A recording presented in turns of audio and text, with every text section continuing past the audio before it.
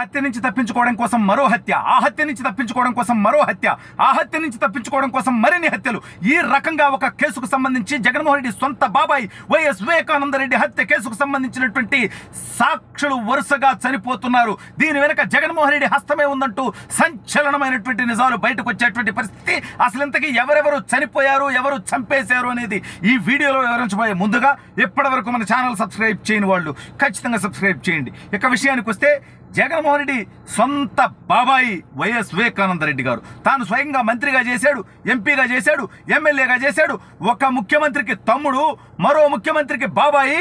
దాదాపు 5 సంవత్సరాలు దాటిపోయి 6 సంవత్సరాలు అవుతుంటే ఆ కేసులో నిందితులు ఎవరో తేలలేదు, ఎవరు అరెస్ట్ అవ్వలేదు, ఎవరు చేశారు, దీని వెనక ఎవరున్నారనేది ఇంకా బయటికి రాలేదు. అయితే దీనికి సంబంధించి, ఈ కేసుకు సంబంధించి దాదాపు ఇప్పటికి 4-5 అనుమానాస్పదంగా మరణించడం, ఇవన్నీ కూడా తాడేపల్లి కొంప వైపే చూపిస్తా ఉన్నాయి. పులివెందుల ఎమ్మెల్యే జగన్మోహన్ రెడ్డి వైపే చూపిస్తా ఉన్నాయి. ఎందుకంటే తాను తప్పించుకోవడం కోసం ఈ కేసులో కీలకమైనటువంటి నిందితుడిగా ఉండి అరెస్టు నుంచి ఎవరినైతే తప్పించాడో ఆ అవినాష్ రెడ్డి కోసం, తన కోసం ఈ హత్యలన్నీ జరుగుతున్నాయంటున్నారు. మొదటి హత్య వైఎస్ వివేకానంద రెడ్డి గారిని రాజకీయ అవసరాల కోసం చేశారు అన్నారు. అయితే ఇప్పుడు అసలు ఈ కేసు విచారణ జరగట్లేదు, ఇంకా ముందుకు పోవట్లేదు, ఇన్ని సంవత్సరాలైనా తేలట్లేదంటూ వైఎస్ సునీతారెడ్డి గారు, వైఎస్ వివేకానంద రెడ్డి గారి కుమార్తె కోర్టుని ఆశ్రయించారు. అయితే ఈ సందర్భంలో ఇటీవలే మనం ఒక మరణం చూశాం. వైఎస్ అభిషేక్ రెడ్డి జగన్మోహన్ రెడ్డికి అత్యంత సమీప బంధువు, పులివెందుల్లో కీలకమైనటువంటి నాయకుడు. అటువంటి వ్యక్తి చాలా చిన్న వయసులో అనుమానాస్పదంగా అనారోగ్యంతో మరణించారు అన్నారు. అది కూడా కొన్ని నెలల పాటు ఆసుపత్రిలో ఉండి. ఈ మరణంపై అనేక మందికి అనుమానాలు ఉన్నాయి.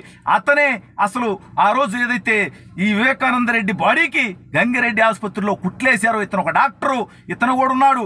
అసలు ఇది అనుమానాస్పదమైనటువంటి మృతి, దీంట్లో అనుమానాలు ఉన్నాయన్న విధంగా కూడా ఆ అభిషేక్ రెడ్డి కూడా అభిప్రాయం వ్యక్తం చేయడం జరిగింది. అసలు దానికంటే ముందు గంగాధర్ రెడ్డి అనేటువంటి వ్యక్తి, శివశంకర్ రెడ్డి ఎవరైతే దేవిరెడ్డి శివశంకర్ రెడ్డి జగన్మోహన్ రెడ్డికి అత్యంత సన్నిహితుడో, వైఎస్ అవినాష్ రెడ్డికి తలలో నాలుకో, ఆ వ్యక్తికి ప్రధాన అనుచరుడు యొక్క గంగాధర్ రెడ్డి. ఈ గంగాధర్ రెడ్డి కూడా 2022లో అత్యంత అనుమానాస్పదంగా మృతి చెందడం జరిగింది. వీటన్నిటికంటే హైలైట్ ఏంటయ్యా అంటే మరొక మరణం. అదే వైఎస్ భారతిరెడ్డి గారి తండ్రి, జగన్మోహన్ రెడ్డి గారికి పిల్లనిచ్చినటువంటి మామ ఈసీ గంగిరెడ్డి గారు. ఆయన సాధారణంగా వయసు రీత్యా, అనారోగ్య రీత్యా మరణించారని చెప్పినప్పటికీ బయటికి ఆయనకి కొన్ని చోట్ల గాయాలై ఉండటం, వాటికి కుట్లు వేసి కట్లు కట్టి ఉండడంతోనే ఆయన బాడీని చూసినటువంటి వాళ్ళందరూ కూడా అనుమానాలు వచ్చినటువంటి పరిస్థితి. స్వయంగా పిల్లనిచ్చినటువంటి మామని సొంత మామన రకంగా చేస్తారా అనేటువంటి ఆలోచన, అనుమానం అనేక మందికి వచ్చినప్పటికీ వీళ్ళ చరిత్ర చూసిన తర్వాత, వాళ్ళ బాబాయిని వాళ్ళే వేసేసుకొని నారాసుర రక్త చరిత్ర అని చెప్పిన తర్వాత, పైగా జగన్మోహన్ రెడ్డి కేసుల్లో ఎందుకు అస్సలు కదలికుండట్లా? తన మీద కేసులు దాదాపు 15 సంవత్సరాలైన 2010-11 సమయంలో అతని మీద నమోదైనటువంటి కేసులు ఇప్పటికీ ఏమీ తేలట్లా. దాదాపుగా 10 సంవత్సరాలకు పైగా బెయిల్ మీద తిరుగుతూ ఉన్నాడు. అసలు ఆ కేసుల విచారణకు కూడా కోర్టుకు పోవట్లేదు. అందుకనే ఆ కేసుల విచారణ కూడా త్వరితగతిన జరగాలంటూ సుప్రీంకోర్టు డైరెక్షన్లు ఇచ్చినా కూడా జరగనటువంటి పరిస్థితి. అయితే వీటన్నిటిపైన ఒకవైపు రఘురామకృష్ణరాజు గారు పోరాటం చేస్తూ ఉన్నారు, ఆ కేసుల విచారణ త్వరితగతిన జరగాలి అని చెప్పి. దానికి కూడా సుప్రీంకోర్టు ఇటీవల ఒక డైరెక్షన్ ఇచ్చింది. తెలంగాణ హైకోర్టు పర్యవేక్షణలో జరుగుతుంది కాబట్టి తెలంగాణ హైకోర్టుకు కానివ్వండి, సిబిఐ కోర్టుకు కానివ్వండి. మరోవైపు ఈ వివేకానంద రెడ్డి హత్య నుంచి తప్పించుకోవడం కోసం, అంటే సాధారణంగా నిందితులు చేసేది ఏంటంటే, గతంలో కూడా మనం కీలకమైనటువంటి కేసు పరిటాల రవీంద్ర గారి కేసులో చూసాం.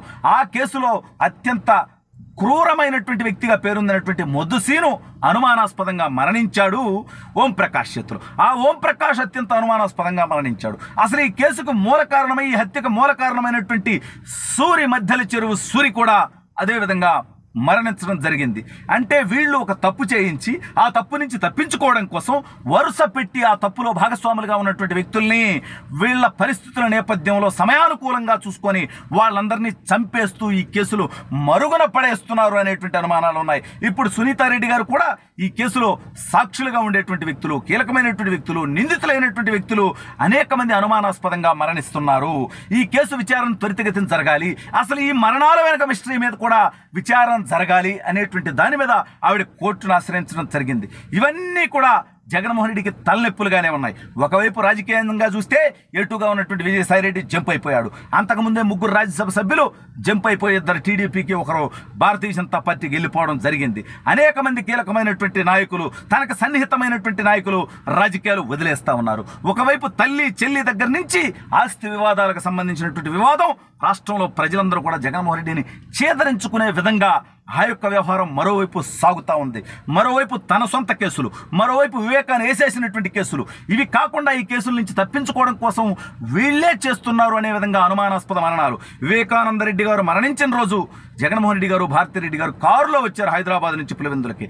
అయితే ఆ మార్గ మధ్యమంలో ఎవరైతే డ్రైవింగ్ చేశాడో, కారు డ్రైవింగు, ఆ డ్రైవర్ కూడా అనుమానాస్పద మృతి చెందడం. అంటే ఆ కారులో వాళ్ళు చర్చించుకున్నటువంటి అంశాలు డ్రైవర్కి తెలుసుంటాయి. అందుకే ఆ డ్రైవర్ని కూడా హత్య చేసి ఉంటారనేటువంటి అనుమానాలు చాలా బలంగా ఉన్నాయి.